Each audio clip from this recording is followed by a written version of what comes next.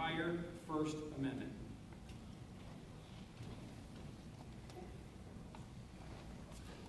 Okay, nobody. Can we say the 5 things that it covers? Freedom of speech. Freedom of speech. Religion. Assembly. Assembly. Press. Excellent. The most important one is often overlooked. I think it's fascinating. Let's read that to you very quickly. Oh, I thought I had one. I had one thing correctly. Congress shall make no law respecting an establishment of religion or prohibiting the free exercise thereof. Which reminds us that any religion is free to participate in the United States of America. We are not a Christian nation. We are a nation of Christians. The majority of Americans recognize themselves as Christians, but any faith is welcome to participate legally and within bounds of safe confidence. Or abridging the freedom of speech or of the press, which most people know is freedom of expression, or the right of the people peaceably to assemble. What does that mean? I want a student to answer this. What does it mean to peaceably assemble? That means you have to be lawful. Like you can't go out and block the roads, and you can't go out and vandalize and hurt people. Excellent. There's a proper way to do things. I think the example of the person who threw a shoe at President Bush was not peaceably protesting. That was an act of violence against the President of the United States. And we mock it in this country, but really we should have been bored by it. It was horrible. And then the most important, and to petition the government for a redress of grievances. What does that mean? That means if we're not happy with the way they're doing things, we have the right to tell them. So if we're not happy, we want something different. Excellent. Not only do we have the right to tell them that we're not happy, but we are also obligated to hear a reason why it can't be changed. And it's one of the most powerful things about our Constitution. Some things can be changed, and for the betterment of the United States, all things don't necessarily have to be changed. And the redress of grievances might be, we'll change a law, but sometimes the answer is, here's why this law is valid for all of us. So when you hear people talk about the First Amendment, maybe ask them, do they really know what it is? Because those 5 principles are very powerful in terms of what we do. And I think the reason the Second Amendment is the Second Amendment is because if we've talked about it, if we've prayed about it, if we've petitioned the government to explain it, if we've protested, if we've gone to the press and we can't change it, we actually do have a right to take up arms. Our forefathers were very intelligent. They put them in that order for a very specific reason. I've always had that to be very profound. Basically, you have 5 chances to get along. And if push comes to shove, sometimes they know that human nature is such that we have to go to arms. So I'd like to welcome you to Constitution Day. For those who are unaware, it's something we're obligated to recognize every year on the calendar as part of a school that receives federal funding, but it's also very important as an educational opportunity. So I want to cover some facts for you. 1787 is when our Constitution was ratified. It wasn't 1776. That was a long process between the Declaration of Independence, saying we're going to be a free country, and actually making it official with a binding document that made it happen. We tend to think of things as automatic and overnight. It's not that way. The political process takes time, and there was great consternation and fighting in that era. At the time, of course, you're familiar with the 13 colonies. That's all we had at the time, the original 13 colonies. We also had the fact that Ohio wasn't a state. That's where you want to think of it, how small it truly was, just the northeastern quadrant of the United States. And at that time, Ohio still had 0 Super Bowls. So let's keep that in mind as we move forward with the season and see how the Bengals and Browns might compare this year. But I want to look at the comparison between 1787 and 2016. A lot has changed in 229 years. A lot of things have gone on in that time. Population of the U.S. back then was about 3.6 million. Now we exceed 324 million. People get upset at why the voting process is so complicated. Look how many voices you have to hear. How do we organize it? How do we structure it? How do we register those people? How do we know the votes are legitimate? How do we count them? People get frustrated by a system. They have to realize sometimes how big it is. It's not just knocking on doors and asking people. It's a lot of people involved in the process. Back then, life was pretty much rural and farming. People provided their own sustenance. They provided for their own families. Today, we're primarily a city-dwelling environment and culture, and it's changed who we are. Budget back then was 5. That might have changed. I made a mistake. I apologize. My number was changed. It's still 229 years. That's a typo. The budget back then for the United States to spend was about $5 million. Now it's $3.8 trillion. That's not the deficit. That's the budget. That's how much money the government has to spend on situations of need. Mr. McDermott, what is our current U.S. deficit? $19 trillion. $19 trillion. So if you do the math, we don't have enough money to pay the bills. You're bringing in 3.8 trillion, you're paying out 19, it's a lot. Computers, there wasn't one yet. Now the world has over 1 billion computers.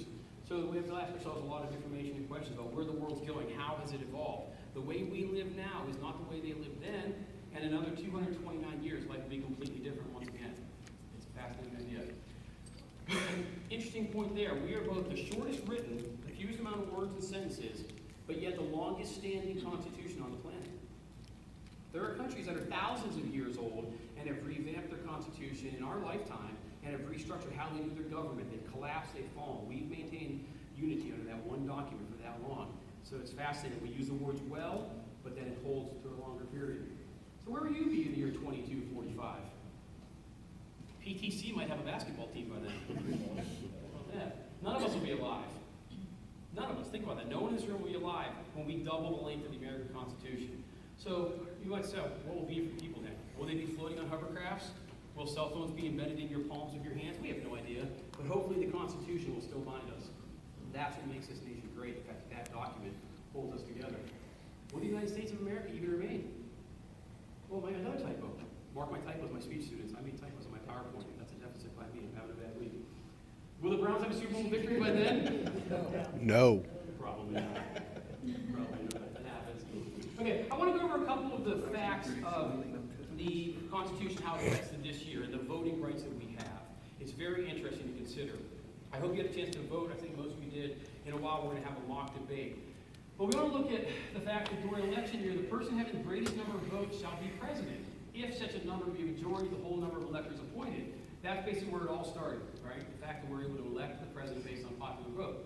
But that asks, what about the Electoral College? Because people hate that sometimes. That's why states' rights matter. The reason we have the Electoral College, amended in 1804, is to keep control of the fact that there's going to be more people in Pennsylvania than there are in Rhode Island. And should those votes count more to connect with the House of Representatives and the Senate? I don't know if it's always necessarily the best idea, but that's why it works. And that was put in place in 1804. A lot of people say they have a problem with the two-party system and the Electoral College, but they only complain about that during the election year. If you really have a problem with it, work to change it by 2020. That's our job as Americans, to redress our grievances. We can petition the government and say, we don't want the two-party system, we don't want the Electoral College, go to a straight popular vote. I would imagine we have the technology to figure that out as a straight popular number. But it's in place since 1804, so it's been a long-standing tradition in the United States. When the right to vote at any election is denied to any of the male inhabitants of such state, being 21 years of age and citizens of the U.S., the original vote to right, the voting age as a right was 21 years old. That was in 1868, right here. But let's look at the two main points. Only males can vote, and you had to be 21. So we're limiting a group of people. That's when the life expectancy was about 46 to 48 years old. Halfway through your life, you were able to be voting. So if you're 18 this year, you get a chance to vote for the first time, be grateful that that's been well over 100 years you've had that right and opportunity to do so.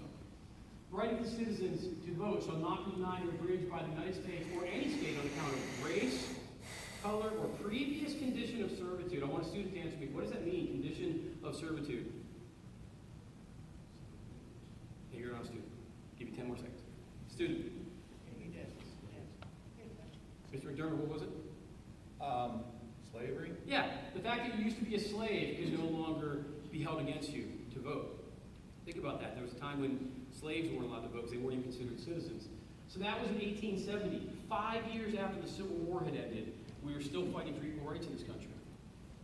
Okay? So we're going back in our history a little bit here. These things constantly change as we do these amendments and people ratify. What the Constitution really is a living document of history that shows us how people reflected on ideas differently. So later on we get this one. Right of citizens of the United States to vote shall not be denied on the account of sex. Women are finally able to vote in 1920. Ladies, guys, ask your grandmothers. Were they alive in 1920? Were they allowed to vote? My grandmother wasn't allowed to vote for part of her life. If anything, that's a reason to vote, because now we all can. Right? Nothing can hold us back from voting. And that's just about 100 plus, just under 100 years ago, 94 years ago, 96 years ago. This one's fascinating. No person shall be elected to the office of president more than twice. Does somebody tell me who has the longest standing tenure as president? Good. FDR? FDR, Franklin Delano Roosevelt. 4 4 consecutive terms. Why do you think that was? Why would we tell them you can't be president more than twice?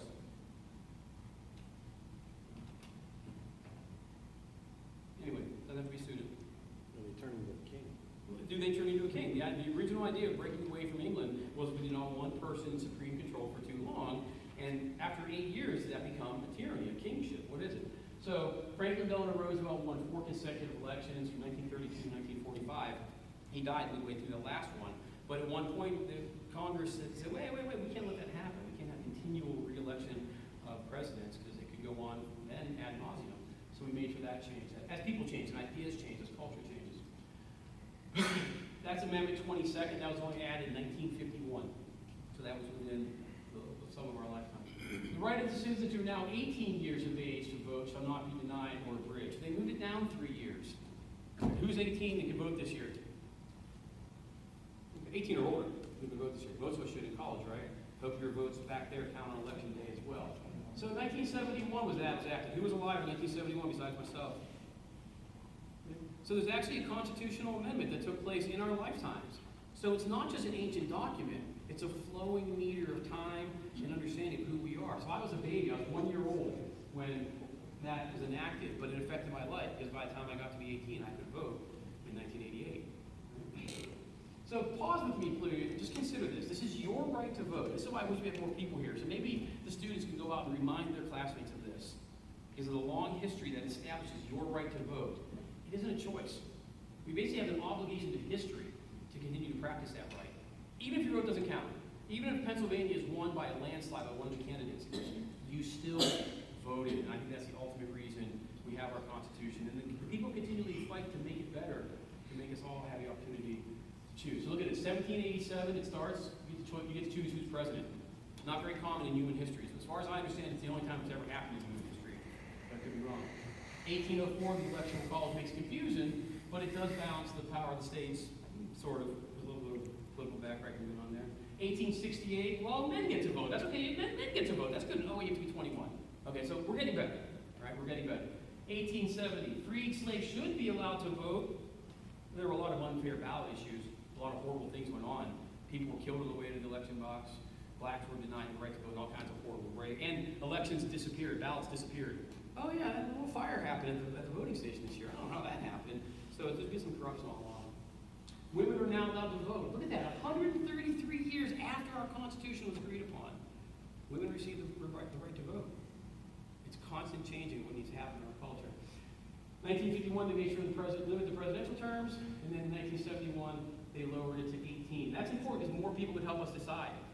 That created high school graduates who should be knowledgeable, who should be aware, and they should vote. That gap of 3 years makes quite a difference in how many people are contributing, because that's your culture, it's your future, right? You're voting for the president will be in when you're starting your careers and continuing your education. So now we're going to have a real debate, okay? We're going to give this to you as an opportunity. You've seen a lot of things in the newspaper and on media and television where candidates bicker at each other. They cut each other off, they're insulting, they're disrespectful. Myself and Seth Garcia are going to have a debate. Mr. Smoltz is going to moderate it for us. Please welcome Seth Garcia, ladies and gentlemen.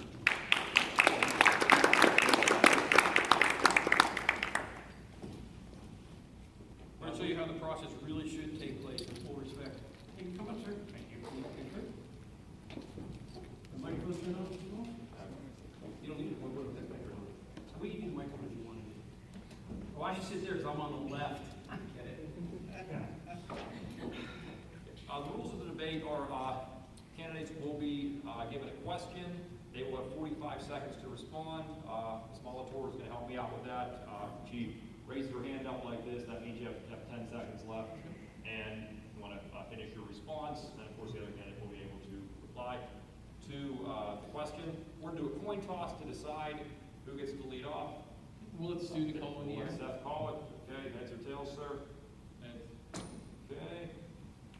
It is tails. I would like to defer to the second half. Mr. Dark is deferring. Okay. Little football joke for you folks out there. All right. So we're going to go through the questions here. Again, they have 45 seconds to answer. At the end, we have a little bit of time to take some questions from the audience if folks have any. So we'll lead off. Okay, Seth. What do you think is the biggest issue facing our nation today? So there are many important issues our nation is facing this election According to the U.S. trades and good balances of payments, our economy is an $800 billion deficit in 2015, an average deficit of $700 billion every year in the past decade. I feel by focusing on a stronger, self-sufficient economy, many of the country's problems will lighten the stress of our society. While this may not solve all the country's problems, it will be the defining step to action and a testimony to our next president's professional career. Coming from a shy little boy that had a poor self-image and grew up and worked hard to become the man here before you, just as our own self-image is a defining pillar in our own reality, the economy is a defining pillar of our country's self-image. Thank you, sir. I'd like to address your issue of self-sufficiency. I fear that we have a system that is set up that self-sufficiency becomes impossible because the rich keep getting rich and the lower class tends to be given less opportunity in jobs and advancement and raises. Would it not be better for us to create an economy that creates more jobs that truly give working class America opportunities financially, as opposed to feeding our board of trustees and our investors? Should we not give back money to the working class? That's true self-sufficiency. Well, I do agree with you on that. The thing is the current political status quo they're not serving the American people. They're serving special interests, the donors, and their buddies. They get to have their pockets while us Americans put their bills to live the luxurious lifestyle that they get to live. I'd like to address the question incorrectly. That's how I address the question specifically. Is that correct? I think the greatest threat to America currently is our safety. I think that we are looked at across the world as an enemy to half the people and a friend to half the people. I think the most important thing we should do is bridge the gaps with tolerance, acceptance of all cultures, all nations, all people, all genders, so that we create a more universal order of peace that can be happening. So therefore, if we don't feel threatened abroad, we will not feel threatened at home. And I think that's a discourse that we need to start on the educational level. We need to teach people that we're all part of this human existence called life, and that the borders of a nation do not separate us. They should bring us together. We're going to move on to our next question then. Thank you, gentlemen. What is the best way to resolve the illegal immigration issue in the United States? Mr. Garcia. Let's see. When politicians talk about immigration reform, they're talking about amnesty, cheap labor, and open borders. The Schumer-Rubio immigration bill is nothing more than the corporate patrons who run both parties. Real immigration reform puts the needs of the citizens first, not those of the wealthy global corporations. We are the only country in the world with an immigration system that benefits other nations instead of benefiting our own. A nation without borders is not a nation. A nation without laws is not a nation.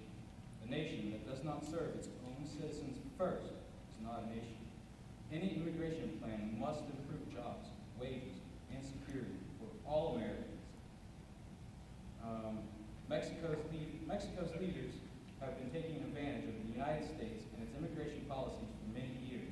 They've even went as far as publishing pamphlets on how to illegally immigrate here, all while the U.S. taxpayers are asked to pick up hundreds of billions in healthcare costs, education costs, welfare costs, etc. I certainly agree that there are problems with the immigration laws in our country, but I think we have to think of it more as a path to citizenship. We are the melting pot of the world. We have all come here through means of our ancestors, be 1 generation or 7 generations removed. What we need to do is reform the application process and the ability and opportunity to become an American. It truly is an opportunity of inspiration and hope for so many, and if we're just to isolate ourselves, I think we're taking a step back, because all of us are children of immigrants in one way or another, unless you're a Native American perhaps. So I think that the ideal that built this country, from the Irish, the Italians, the Polish, the Germans in the 17th century, are still the things we can move forward now with. People from the Latino culture, people from as far away as Colombia, and even Japan, need an opportunity to come here for a better life. I would just like to address that in 2011, the Government Accountability Office found that there were 3 million arrests to the incarcerated alien population, including tens of thousands of violent beatings, rapes, and murders. We need to make sure that the people that are coming into our country have our best interests in mind, not theirs. And that is through education. Once they become citizens, why don't we integrate them into schools that truly understand their language, we can communicate with them properly, explain their laws to us, because they are from different cultures. There's some cultures where women aren't allowed to vote, and women aren't treated equally. If we explain to them that now in America we have different values, through education, we can perhaps remove that problem. But again, you need to make sure that you come here legally, because if you're not coming here legally, you're already showing contempt for our laws. Mr. Kirk, what are your thoughts on the wall? The wall. I think Pink Floyd put together a fantastic ordinance in 1979. I think there's a reality that we have to deal with in Mexico, that it is an unstable culture with some difficult problems between the drug cartels and a weak government. I don't see that putting up a wall to isolate people is the right answer. I think through diplomacy and perhaps tougher sanctions, we might be able to make the people who run Mexico, their governing bodies, their citizens, aware of what we have as an opportunity in America, but a wall is not the answer, because once you divide people, it creates conflict, and that's the problem. The Berlin Wall didn't work. History has shown us, and you have to learn from your history. Separate people does not work. Communication across the table, across issues, and have a dialogue to improve the relationship. Mr. Garcia? I would just first like to point out that the Berlin Wall was a wall inside of the country, not between the countries itself. So you're providing citizens. Also, Mexico has been pushing people to illegally immigrate here. They're building a wall on their southern borders to keep people from illegally immigrating into Mexico. If you illegally immigrate into Mexico, you can be killed. That's not the way it is here. That's not the way it should be here. But we should be protecting our borders to keep people that we don't want here, that aren't a positive contribution towards our society. We don't want those people here. And we need to make sure that we take every step to prevent those people from coming. Mr. Garcia, I'll get your thoughts on this, and we'll go back to Mr. Kirk. Your thoughts on the Mexican nationals coming across the border with the pregnant women to have babies in the United States to automatically become U.S. citizens. What are your thoughts on that law? So anchor babies have been providing a way for illegal immigrants to stay here in America. America is one of the only countries in the world that has the anchor baby law. If you go to Mexico and have a baby, you don't get to stay there. There's people from Asia, they fly over here ready to have your kid, and they have their kid here just so that they can stay here. That's not the way it's supposed to work. That's unfair to all the immigrants that took the process the right way. My dad came from Mexico to the United States and served in the United States Army to earn his citizenship. That is unfair towards him and anybody else that has ever immigrated here legally. Mr. Kirk, your thoughts? I would say rather than looking at the issue of whether or not a child is born within certain borders, we should perhaps investigate ourselves and ask, why did we allow those laws to come through? Prosperity has put us to a situation where we don't pay attention to the governing bodies of our country. Most people don't vote, they don't get involved. At one point, the opportunity to have a child born in the United States was up for ratification from the Congress, and none of us did anything about it. So now we stand on the other side and we complain that they get free hotels, free education, free gas cards, whatever it is. Perhaps we should work again with a petition to redress grievances and change the laws that make that possible. So therefore, we're not telling a woman that you can't have your child here. It'll be established across the world to not come here in the first place. It's really about enacting as citizens to support our Constitution rather than complain about it after the fact. Because it happened 35 years ago and no one did anything to change it. It went through as a little bit of a, what's the word, I can't remember the word, on a pork barrel. Thank you. Pork barrel solicitation on government. So there's a lot of policies and a lot of things that citizens don't pay attention to that the government does. For people not to have paid attention to that when it went through, it's not surprising.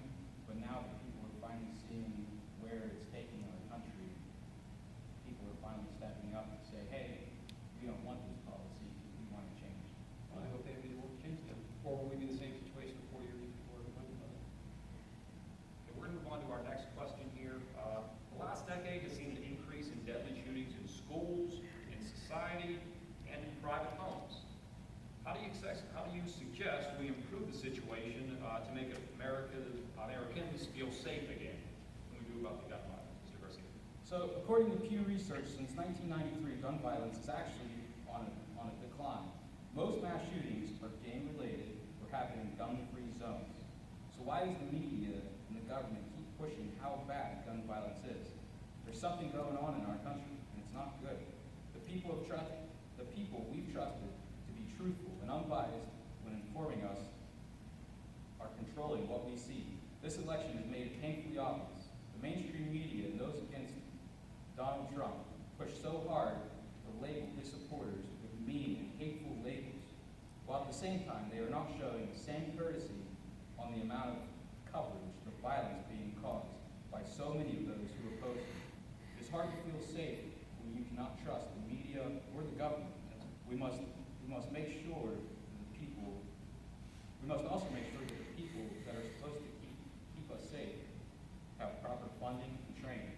By the way, if you go to garciasoft.com, I have all of these questions and my answers, and I've also linked to sources as well. Good plugs.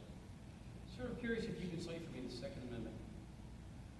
Second Amendment. The Second Amendment. It is in order to under pressure. Okay. A well-regulated militia necessary to the security of a free state, semicolon.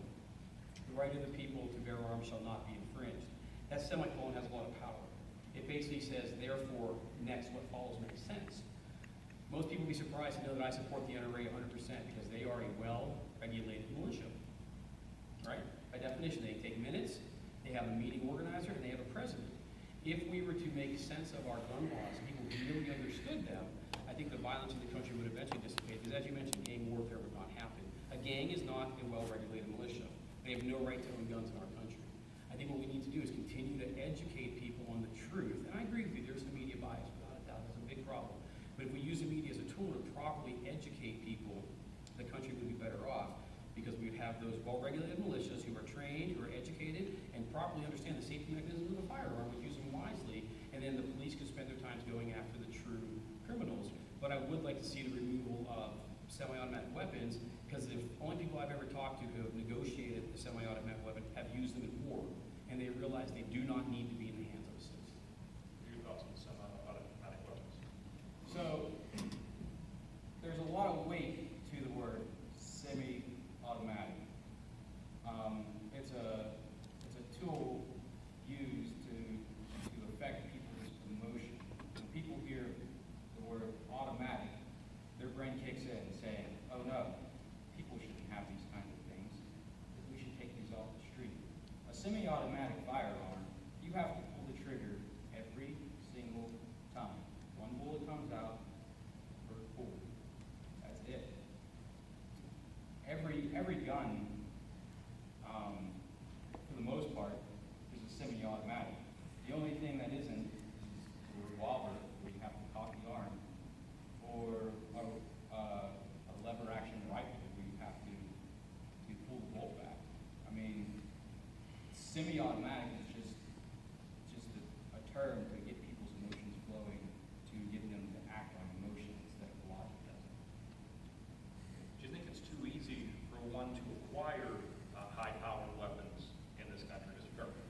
I do. I think we need to spend a little more time on more serious background checks that spend out a little of a 10-day period to really investigate. I've known people who are teachers who try to become organizers for their high school band, and it takes over 2 months to be approved to be a chaperone in a band because of the extensive background checks, criminal background and other things. Why we not afford that same right to a citizen opening to buy a firearm is peculiar to me. One of the problems that we all have in our country is the rights of individual states.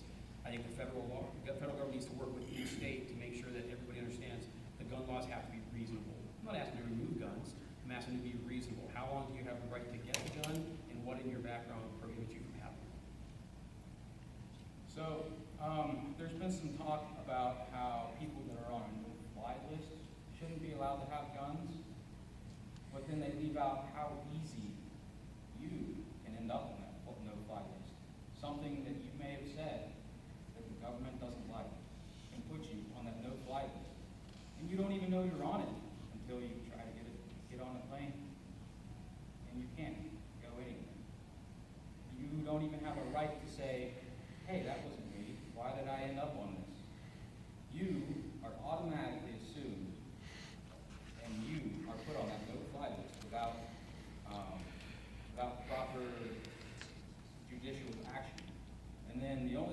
get your name taken off that no-fly list is to take action for yourself, which costs you more money because now you have to fight the government, something who said that you've done something and they don't agree with.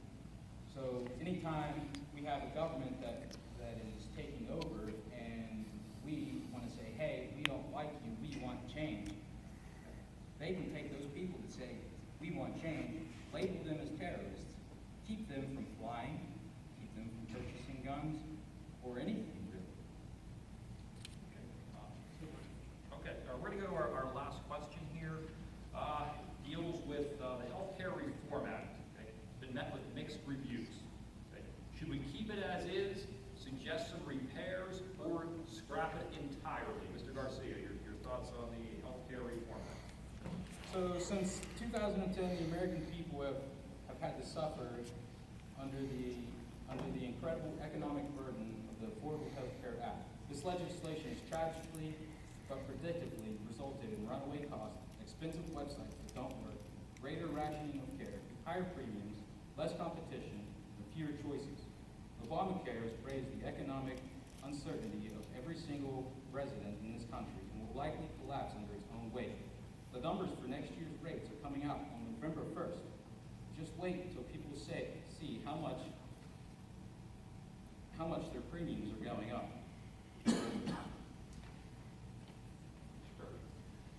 I think we all agree that everybody needs access to health care in this country.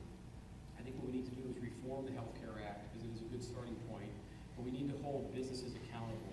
I'll use a simple example that in 1 year of 2006, Aetna, U.S. Healthcare, made a $300 million profit. That is just far too much for one company to be profiting off the healthcare backs of others.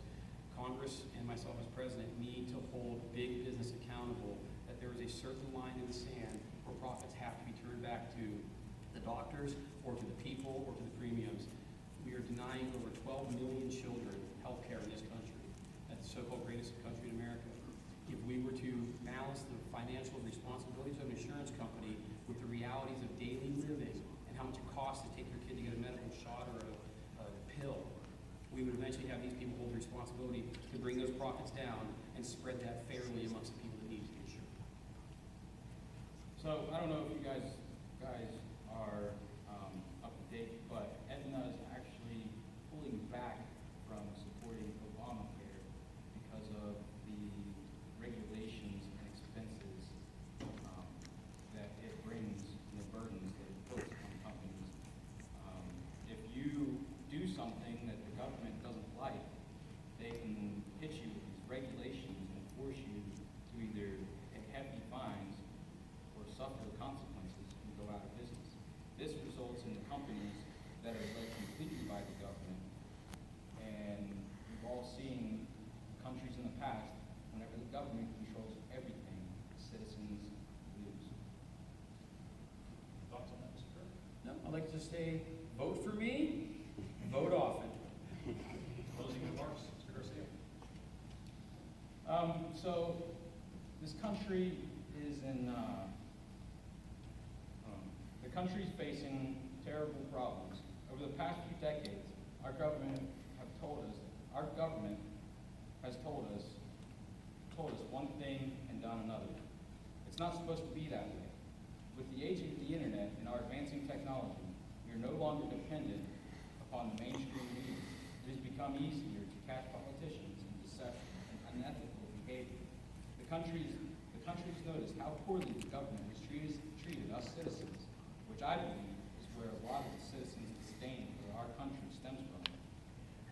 I know it's hard to stand up for something when you've been pushed down so many times. Believe me, President Trump will restore the citizens' trust in the government and give every American a sense of pride whenever they stand for the American flag. With jobs returning home and small businesses booming, the economy will be one of the strongest we've ever had. Since the late 80s and early 90s, Trump has called out bad trade policies like the trade deal of '86 and NAFTA that hurt American jobs. The world will become a more peaceful place because we won't have foreign policies nose. We won't have foreign policies that we stick our nose in other countries' business. Just how we can improve ourselves as a person by focusing on us, by focusing on America first, we will improve this great country that offers opportunities for everyone. If you don't think America is a great country to live in, then ask why so many immigrants want to come here. We often take our basic freedoms for granted. Many other countries, now and in the past, don't allow you to speak ill about the government or say things that you want to say without persecution. We've been slowly eroding these freedoms away. Something so important, and it's reaching a tipping point. Europe has started enacting thought police, while North Korea has had its citizens under the government's thumb for a long time. Trump has predicted many things, from the tremendous effects of the bad trade deals, Osama bin Laden, 9/11, Brussels, and many others. There's a reason why the status quo doesn't like Trump. He sees what's going on in the world and doesn't stand for it. Don't you think it's time we start being number one at things again? The Hindus believe that there's a great awakening happening this year, and this election has proven that people are beginning to notice something going on. By 2020, I see the United States being led by President Trump on its way to something greater than we've ever seen before. Thank you, gentlemen.